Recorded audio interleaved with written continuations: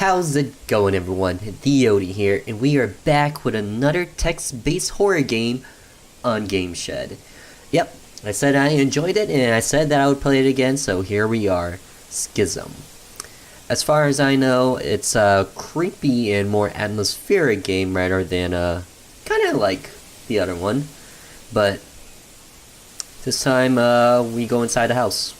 Alright, that said, let's begin. There's also a thing that said memories found, so I'm curious as to what that would mean. And everything's so pixelated. This is a lot different than what I expected. It's kind of point and clicky. I've always considered that receiving a handwritten letter to be one of life's simple pleasures, more so if it's unexpected. However, the moment I realized where this particular letter had come from, my stomach became knotted, and a feeling of shock reverberated through my body. The return address revealed that the letter had been sent from the home of an aunt and uncle, people with whom I had lived with for a number of years when I was younger, but from whom I was now estranged. I actually felt nauseous, and my fingers trembled as I fumbled with the envelope and opened it. The letter contained within was strange. There was no salutation, and I certainly didn't recognize the handwriting. It read, "I hope that my letter finds you well. Circumstances in Wales have caused me to write to you, and we need to speak at the earliest possible chance. I urge you to come and visit as soon as you are able. In conjunction with the recent situation that had occurred here, I have also recently discovered a number of your personal effects and thought that you may wish to sort through them." With the exception of the return address, that was all the letter contained. There wasn't even a closing, nor a name. I pondered over the letter for some time before finally deciding to try and call.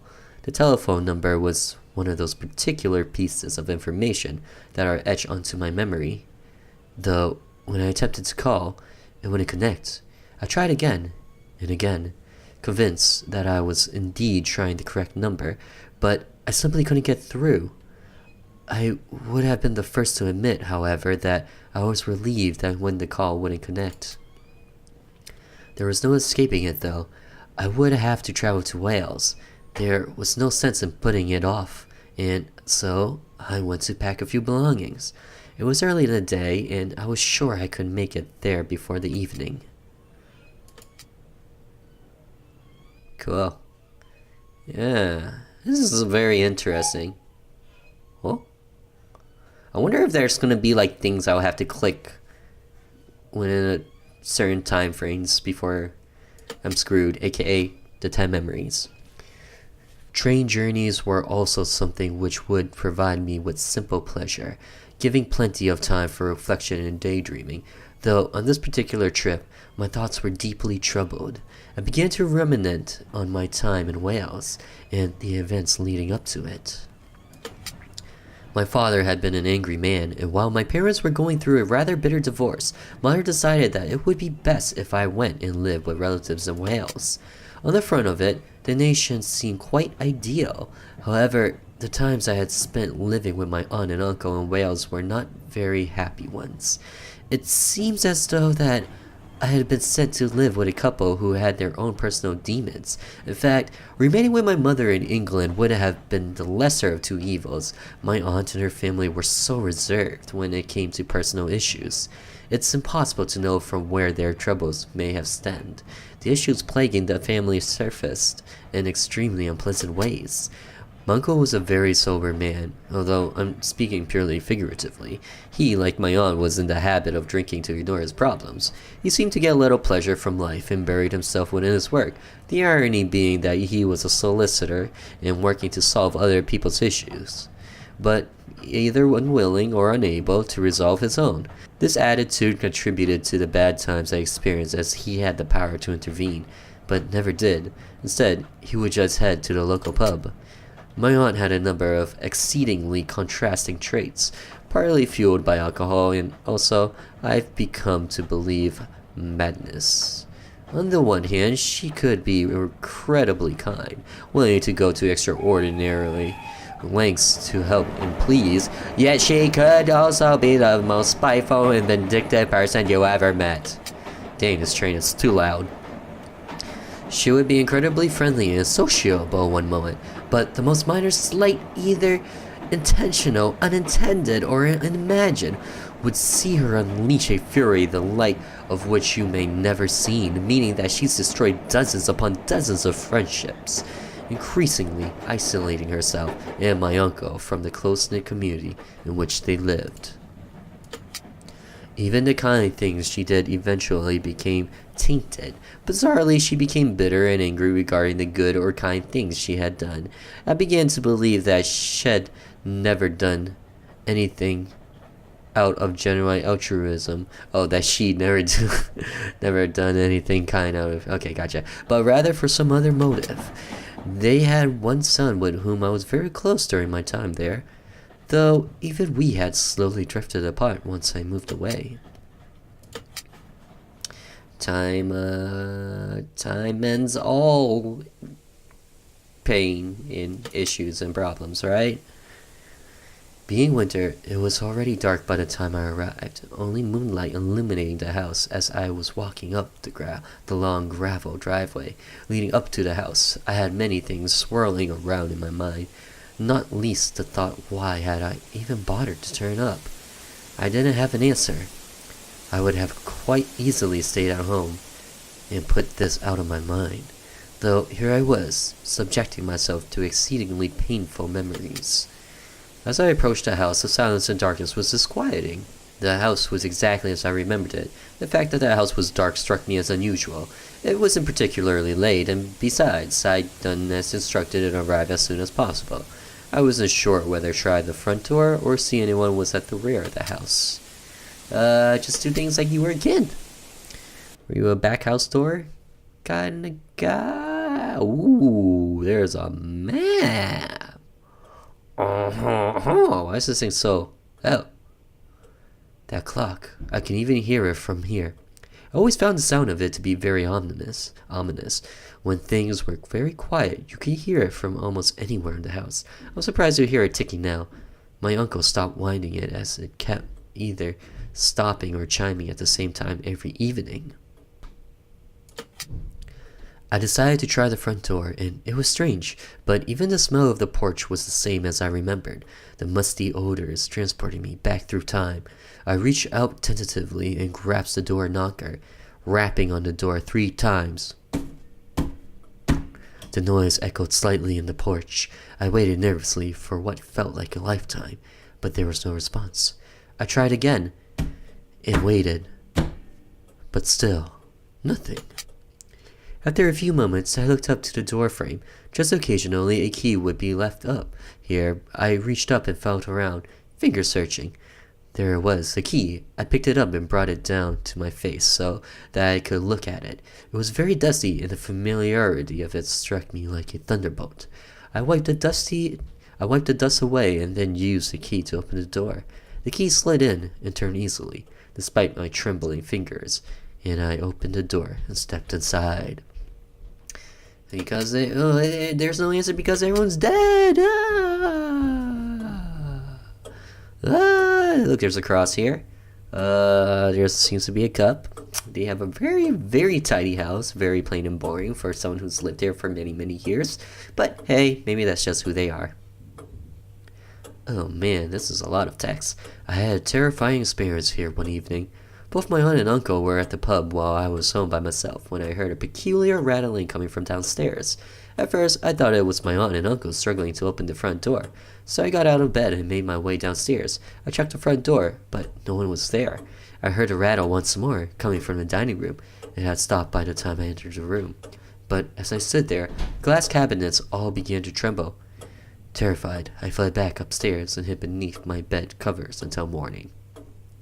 Alright, so he's being haunted by the memories of his evil and twisted family, as well haunted by legitimate ghosts. Man, you have a great life, don't ya? Which are you more afraid of, though?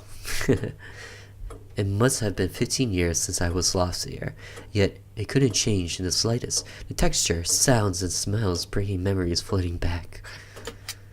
I gently closed the door behind me as I stepped into the hallway and dropped my bag onto the tiles. Hello?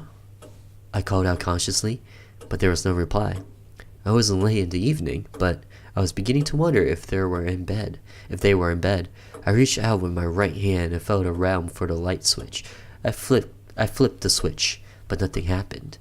I flipped the switch a couple more times, but still, nothing. I reached into my pocket and fished out my lighter, using it to provide at least a little illumination. A little illumination? God damn, looks like the sun just hit this room. Here was the old wooden chest. For some reason, I'd always disliked the chest, and even now, it caused me anxiety. Wait, what chest? What chest are you looking at? For some inexplicable reason, I always hated being near it, and thought there was something horrible contained within. I was actually scared of it. On the one occasion, I managed to pluck up the courage to open it. I discovered that it was just full of old toys and children's clothes. The discovery of those things did nothing to alter my opinion of the chest, however. He needs this chest? How in the world is this chest scary? It has a cup, it has a plate, and a cross. Come on, man, if there's anything to know, it's that it's super holy, and if you can eat off of it, you must be okay. Unless they were like feeding the demons inside, then I feel yeah. But then that's controversially to the cross. Anyways, I looked at the crucifix atop the wooden chest, and my thoughts turned once more to my uncle. He was a staunch Catholic, but rather pious. I don't actually know how to say these words. Excuse me. He would attend midnight mass at Christmas and look down on those whose religious views didn't match his own. But that was it. I wouldn't consider him to be religiously observant. He was actually a bit of a hypocrite.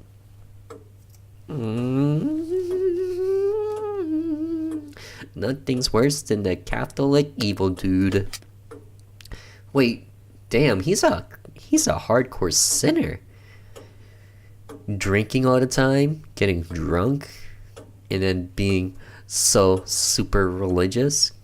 Things don't match up here. My feelings towards the chest almost paled in comparison to my feeling towards the staircase.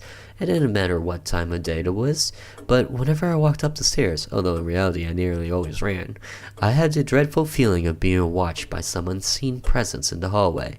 So strong was this feeling that I frequently ascended the stairs while keeping my back to the wall, particularly at night. At night. Are you going to go up the stairs? Ah, run, little dude, run. It was a Saturday morning, and I was throwing paper airplanes down the stairs when one of them appeared to hit something unseen and deflect into the lounge. Must have been the sun, you know? Not the glowy yellow ball sun, the child sun. I went downstairs to retrieve it. Upon reaching the foot of the stairs, I ran into a patch of cold air. It was so cold that I could see my own breath, and to breathe in hurt my lungs. However, I wasn't left with a sense of fear, but an overwhelming sense of sadness. Oh, well, in that case, your paper airplane hit a ghost, but you walked through it, and you swallowed them. Alright, that's legit. Good to know that this thing actually updates. I like that. I headed upstairs to see if anyone was around, but it was definitely quiet. Oh, whoa. That gave me some quick spoops. It was definitely quiet. Even now, I was fighting the urge to turn and check if someone was watching me from the hallway, telling myself that I was now an adult and shouldn't pay attention to such childish fears. However, I gave in and looked behind me. Of course, there was nothing there. I reached the top of the stairs and stepped towards the light switch. I tried the switch, but nothing happened. Oh, and then you just so conveniently had your match blow out on you, huh? Ain't that just great? Although I had never witnessed this myself, my aunt had sometimes complained of a mysterious wind that blew through the house, firstly blowing all closed doors open, and then slamming them all shut simultaneously. Apparently this would occur twice a year, even if the windows and external doors were shut. Okay, so I kinda got a question now. Has this always been happening since the time you first lived here? First started living here? Or did it happen before then? or was there just a miraculous moment in time when things started happening? Because, by the way it sounds, nothing should have brought over the ghost, unless it was you. And if that's the case, unless the drunk father brought some ghosts back home, then, I don't know. It just seems odd that the ghost would suddenly do this ghostly things just so suddenly when you arrived, and if it killed the aunt and uncle, then damn, it took its long time to do so. Unless the reason why the aunt and uncle is so evil is because of the ghost possessing it. It's actually a demon or a poltergeist. There was nothing for it. I had to stick my head around the door of the master bedroom and was shocked and surprised to find nobody there. I was now feeling extremely confused. This had always been the bedroom of my aunt and uncle, and seeing it now, it was exactly as I remembered it. The bed was neat and looked untouched. In fact, the entire room gave off an impression of being unused, rather like a museum simulacrum. Yeah, I totally said that right. Dude, their pillows are so flat. Oh my god, what are they, Minecraft people? How can you find comfort in that? I understand that some people like firm, but come on, that's just a slab. Late one night, I had left bedroom to visit the bathroom. On my way back, I could have sworn that I saw my uncle walk through the hallway and into the lounge. At first, I didn't think much of it until I saw my uncle came out of his bedroom. I told him that I saw someone downstairs, and he went to check, but there was no one there. I was left feeling extremely confused by the experience. Okay, that is so flipping inconvenient, because in order to pee, you have to go downstairs. That's really bad for the elderly. This is definitely not a house you want to live in once you're past, I don't know, 50. And guys, do you see these demon eyes? Because I see them. Late one night, oh wait, I already read that. I'm surprised that the uncle didn't just go back to him and be like, "Are you trying to trick me? Time for some lashes." I cautiously left the master bedroom and went to investigate the source of the sound. I approached the top of the stairs, and my blood ran cold when I saw the chest. It was opened. Oh, now I see. Alright, there are now legit reasons for you to be scared, but more importantly, look at the eyes. Come on, main character. I slowly crept down the stairs, and I was near the bottom when the putrid, rotting smell hit me. My heart was thumping in my chest as I moved closer.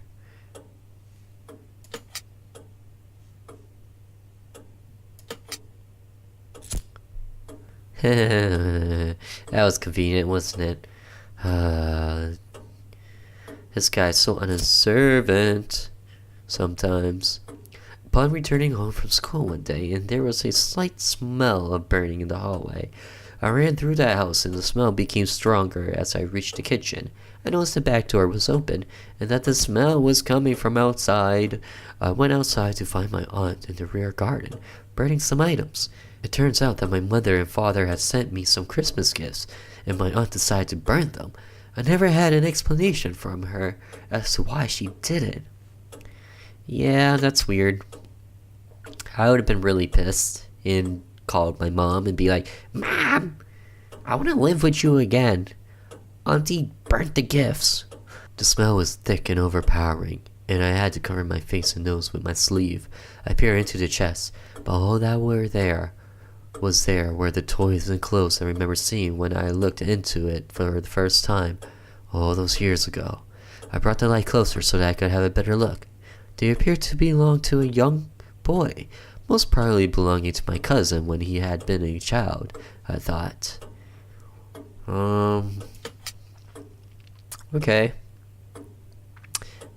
Question. What happened to the crucifix and the cup and the plate? Did it just fall off on the side in the crevice? Or did it disappear? Questions you gotta ask. Questions. Okay, guys, do you hear that noise in the background? You probably can't because the audio for this game is a bit lower. But I swear to God, I could hear like creaking and people like moving chairs or just walking around. It's very soft and it's... Ugh. As quickly as it had come, the smell completely disappeared. I couldn't explain how the chest had opened, or the odor, but it certainly wasn't the strangest occurrence that I experienced in this place. I decided to explore the house further. Exploring I shall do. Okay, we seem to be in the whatever room.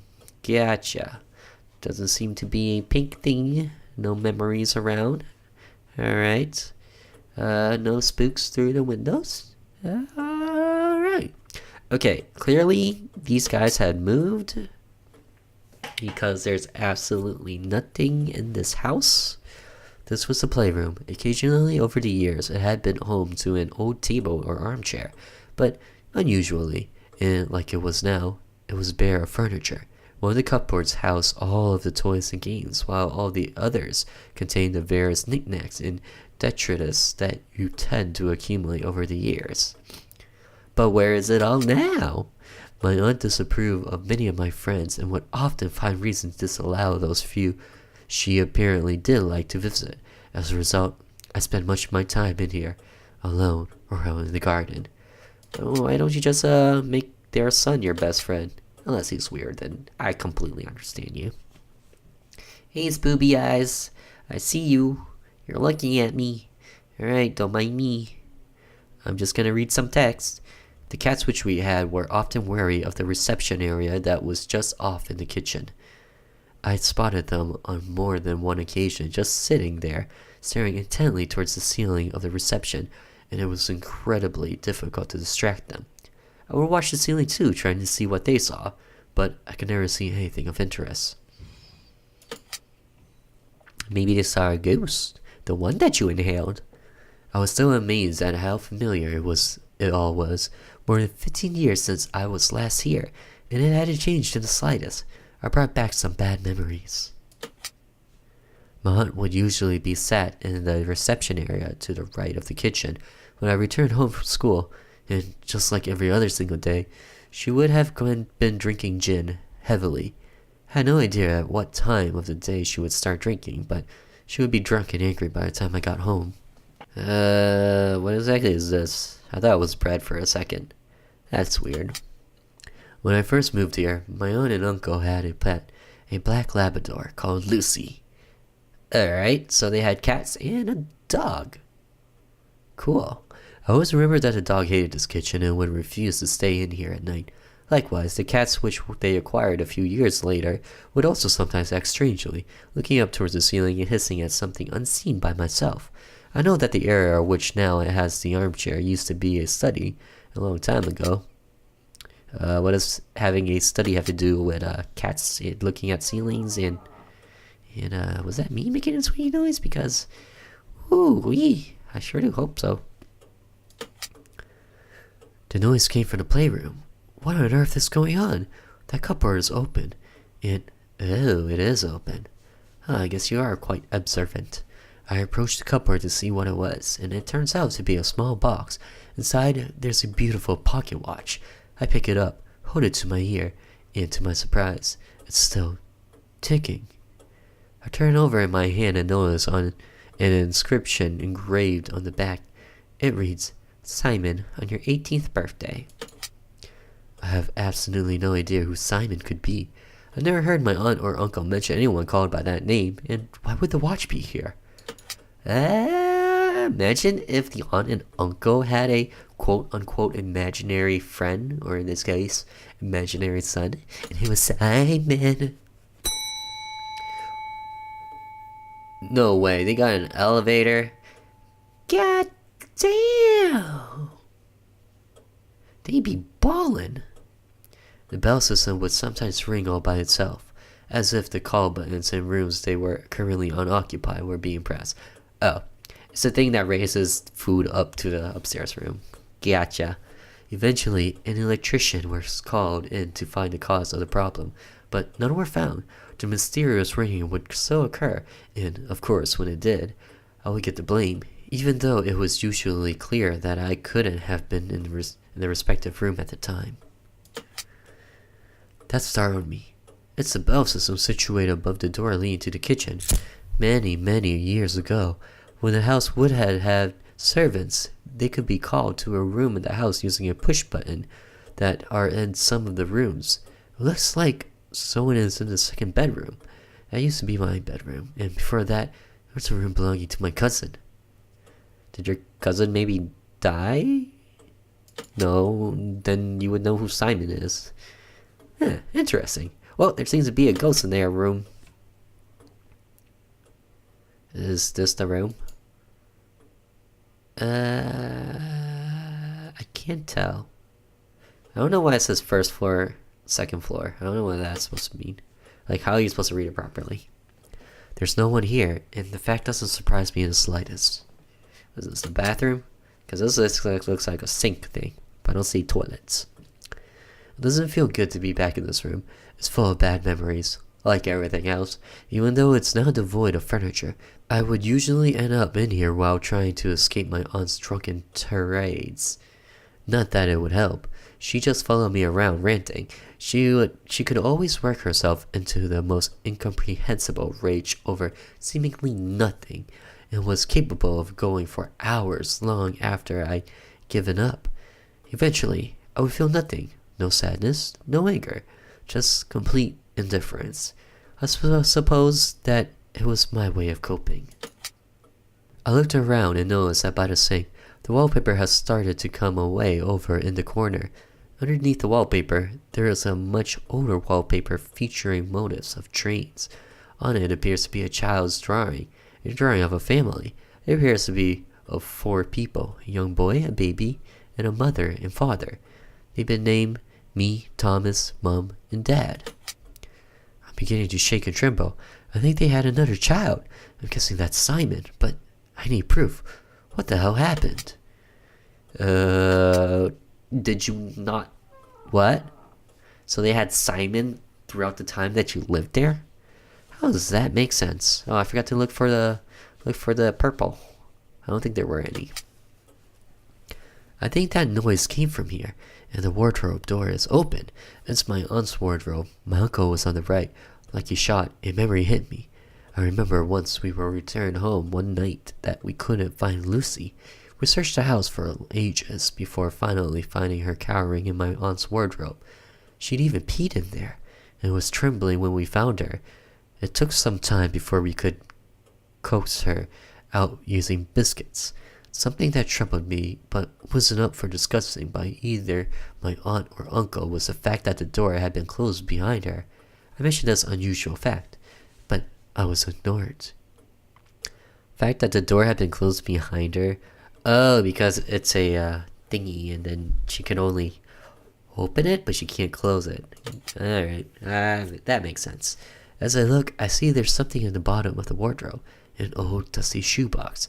Inside there's various things. Some old letters, a couple of photos, and trinkets. I pick up one of the old greeting cards. Inside the message reads, "Dear Mother, many happy returns on your birthday. With best wishes and all my love, Simon." Okay, well, there's my proof. I sit on the end of the bed unsure what I should do next. The revelation has knocked me for 6. After a few moments, I decide to go back downstairs. So is Simon the demon eyes?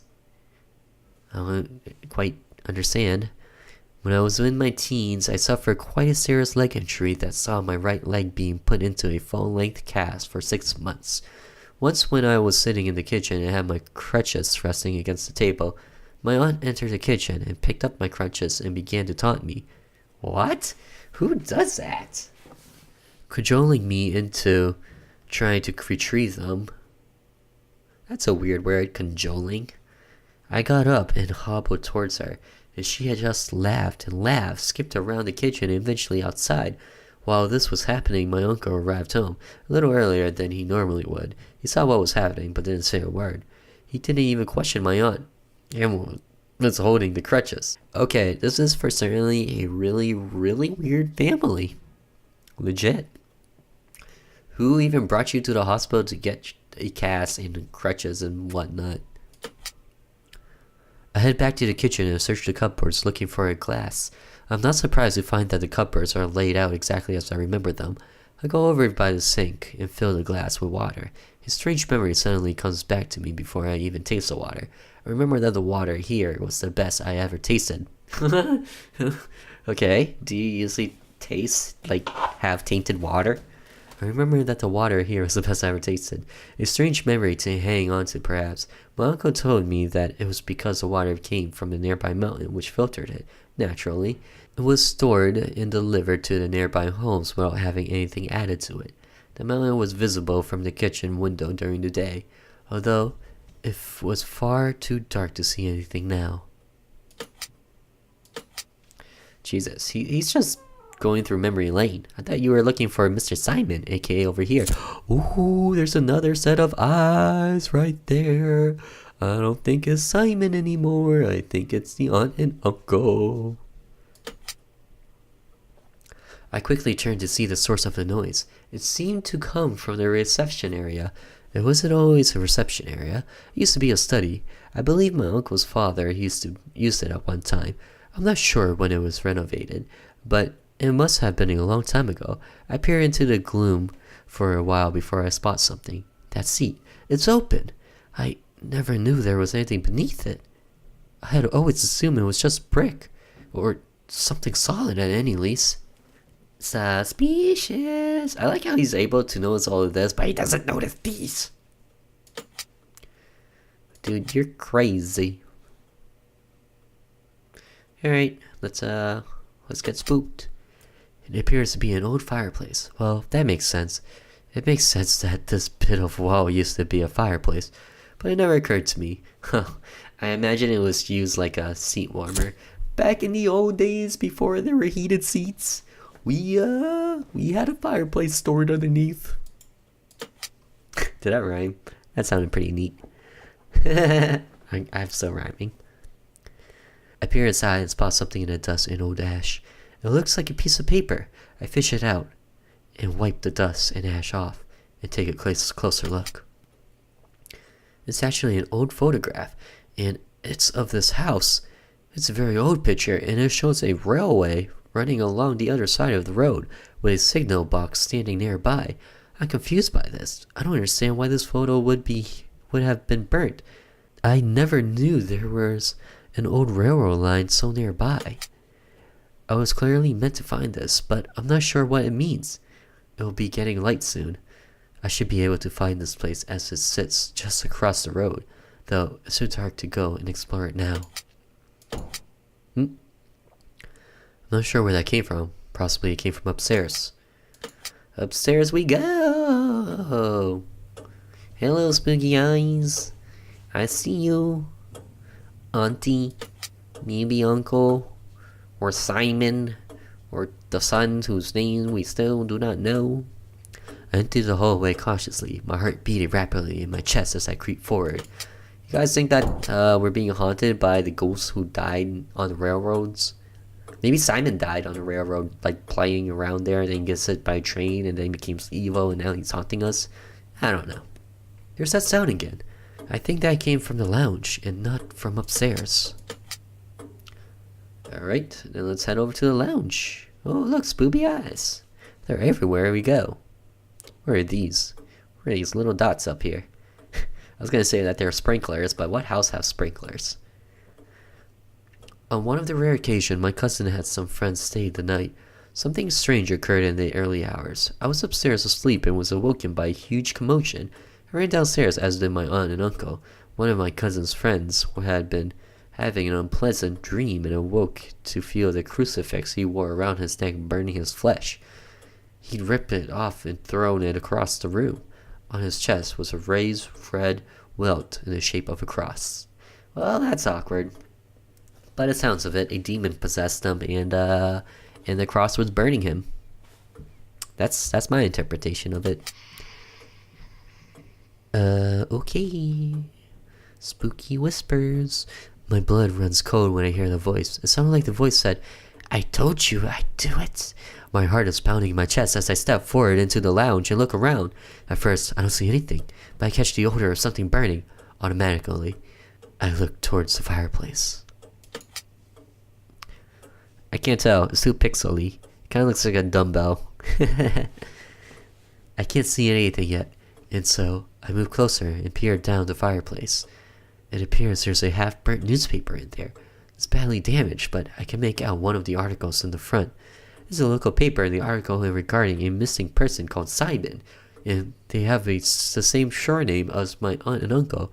Simon was their son. Okay. Did they like throw the newspaper in a fire and then was like, oh no, JK, I changed my mind, and they threw like water in the fireplace? Like, how newspaper burns up pretty fast. How do you not manage to burn it all completely? As I read more, further revelations came to light. Simon had unexpectedly disappeared shortly before his 18th birthday. Why had they never mentioned Simon? Why are there no photos or other references to him? Suddenly, a flurry of debris falls from the chimney. Photos, greeting cards, various trinkets, and keepsakes. The items have been either damaged or burnt. I gathered the items up and looked through them. Some greeting cards from Simon to my aunt and uncle. There's all sort of cards, ranging from Christmas cards, birthday cards, and beyond. I looked through the photos to see that they all have the same theme. They all seem to include whom I assume would be Simon. There's photos of him as a baby, spanning the years until he was a young man. My head was reeling from the revelations. I wandered, feeling doze over the couch and laid myself down upon it. Okay, so this explains why your aunt and uncle were so weird and crazy. What?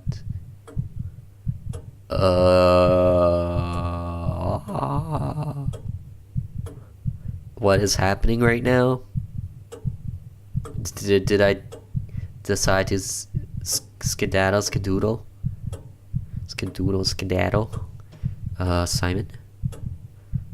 Aunt and uncle?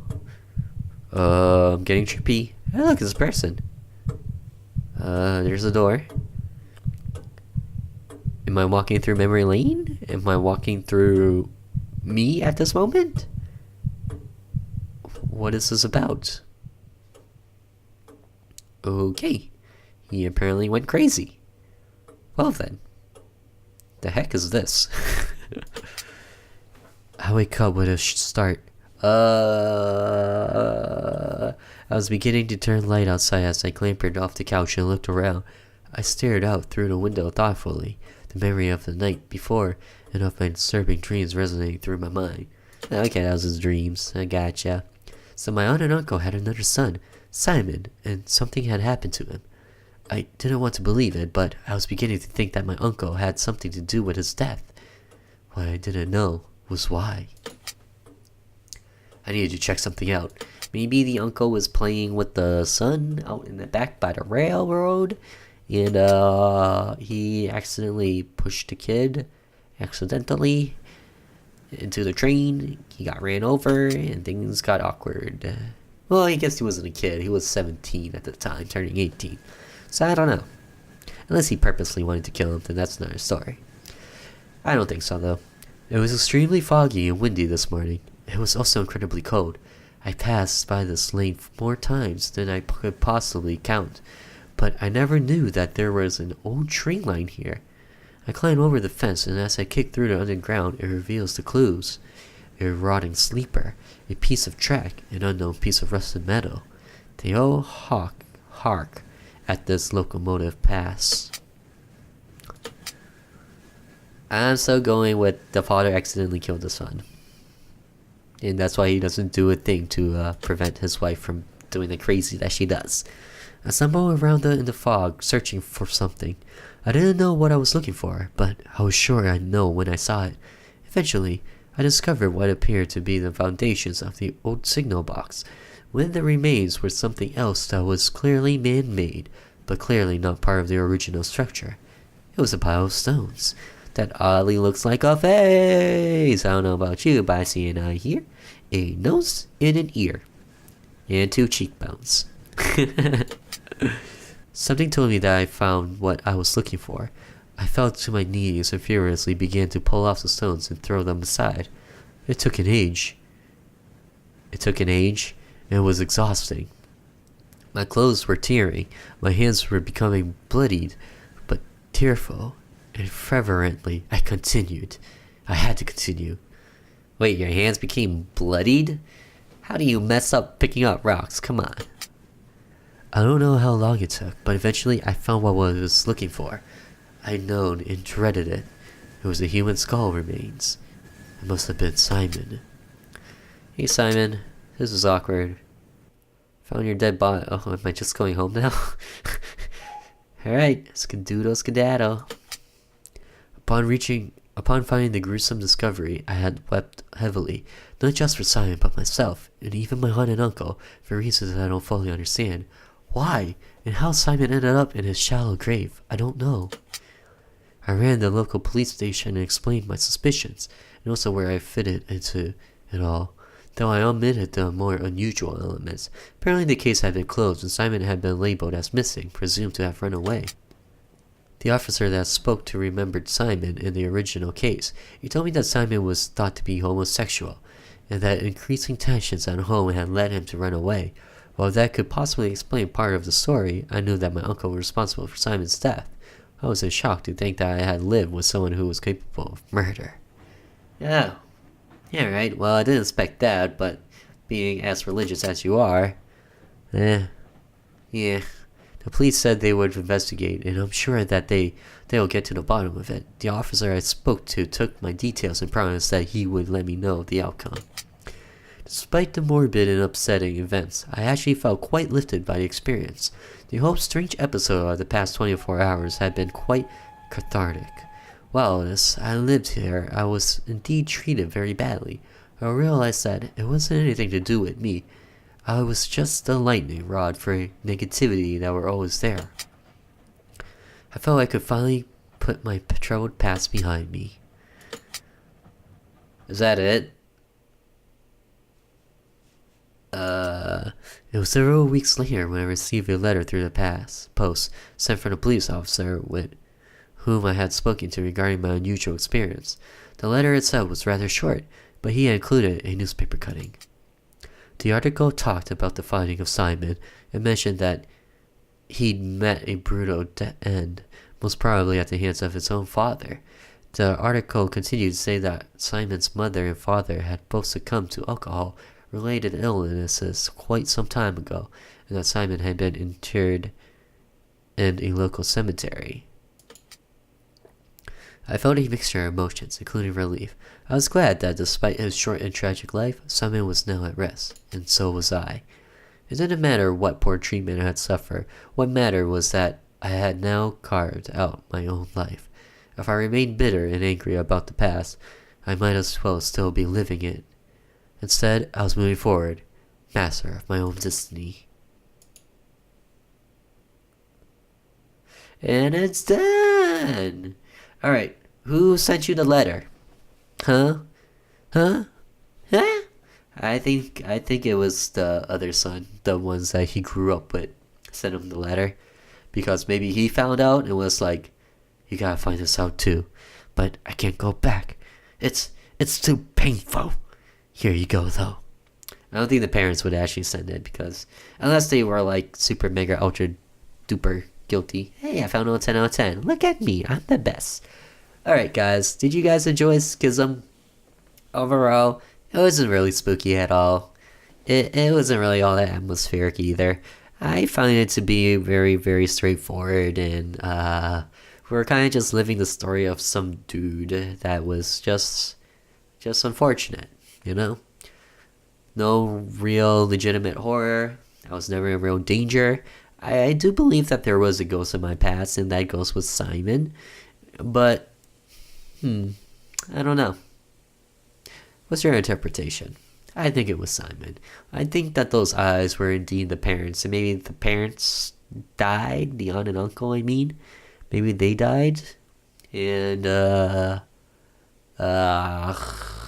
they had so much guilt and so much evil in them that they became